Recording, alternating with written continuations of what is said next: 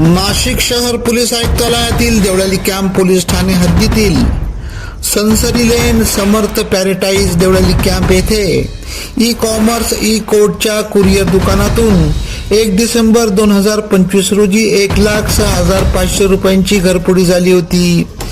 याबाबत Deolali camp police ठाण्यात गुन्हा दाखल होता।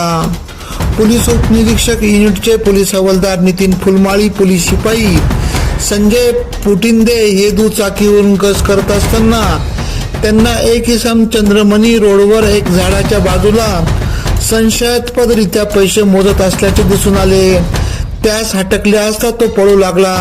त्याचा पाठलाग करीत सोहेल यासिन खान वय 30 राहणार लक्ष्मी सोसायटी फ्लॅट क्रमांक 6 पहिला मजला देवळाली कॅम्प यास ताब्यात घेत गुलाबी थंडीचा चहा पाणी देत विचारपूस केली असता त्याने E commerce E code courier दुकानातून घरफोडी केल्याची कबुली दिली। त्याच्या ताब्यातून 3 प्लास्टिकच्या कुरिअर पिशवीतून 1,05,000 रुपये हस्तगत करण्यात आले। पुढील तपासकामी देवळाली कॅम्प पोलीस ठाण्याच्या ताब्यात देण्यात आले।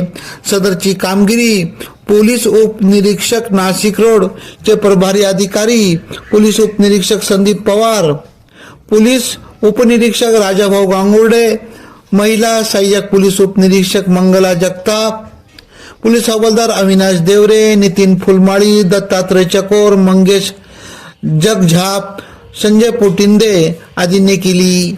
AKP न्यूज साठी उपसंपादक शौकत अली काजी, देवळाली कॅम्प। अब हर वारदात पर रहेंगी हमारी नजर।